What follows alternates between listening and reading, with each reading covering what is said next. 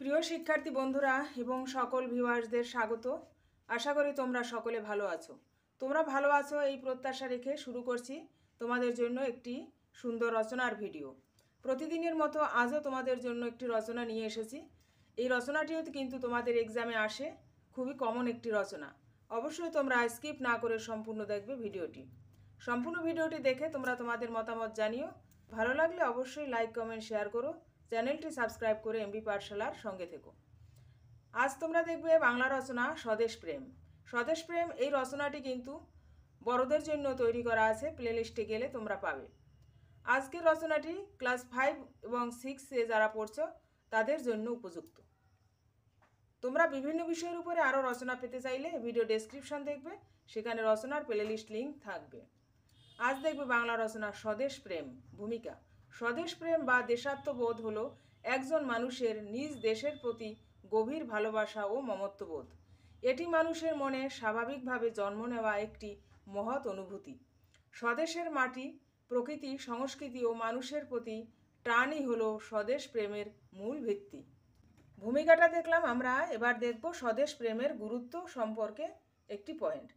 স্বদেশ প্রেম মানুষকে দেশের জন্য কাজ করতে উদ্বুদ্ধ করে।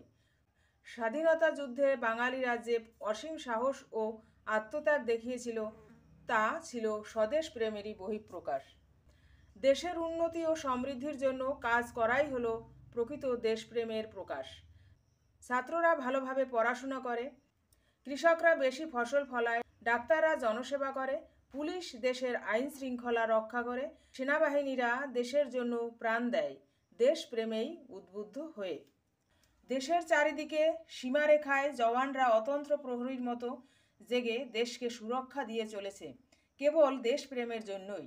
স্বদেশপ্রেম যুদ্ধক্ষেত্রেই শুধু নয়, দৈনন্দিন জীবনের কাজেও প্রকাশ পায়। দেশের আইন মেনে চলা, সম্পদ সঠিকভাবে ব্যবহার করা, পরিবেশ রক্ষা করা, এসবই দেশপ্রেমের অংশ। প্রকৃত দেশপ্রেমী কখনো দেশের ক্ষতি করে না, বরং দেশকে এগিয়ে নিতে সর্বদা চেষ্টা করে। উপসংহার: মাতৃভূমির প্রতি ভালোবাসা প্রতিটি নাগরিকের কর্তব্য। দেশপ্রেমী পারে একটি জাতিকে ঐক্যবদ্ধ করে উন্নতির শিখরে পৌঁছে দিতে। আমাদের উচিত দেশের ইতিহাস, সংস্কৃতি ও ঐতিহ্যকে জানা ও ভালোবাসা। তবেই আমরা প্রকৃত অর্থে দেশপ্রেমিক হতে পারব। দেশকে ভালোবেসে দেশের জন্য কিছু করতে পারাও কম আনন্দের নয়। দেশপ্রেম সম্পর্কিত ছোট্ট রচনাটি কেমন লাগলো তোমাদের অবশ্যই তোমরা জানিও ফিডব্যাক। এছাড়াও তোমরা বিভিন্ন বিষয়ের উপরে রচনা পেয়ে যাবে, এই ভিডিও ডেসক্রিপশনে প্লেলিস্ট লিঙ্ক থাকবে। সম্পূর্ণ রচনাটি দেখার জন্য তোমাদের অসংখ্য ধন্যবাদ। ফিরে আসবো তোমাদের জন্য আগামী দিন আরেকটি অন্য রচনা নিয়ে। সে পর্যন্ত তোমরা এমবি পাঠশালার সঙ্গে থেকো, ভালো থেকো, সুস্থ থেকো। আজ এখানেই শেষ করছি।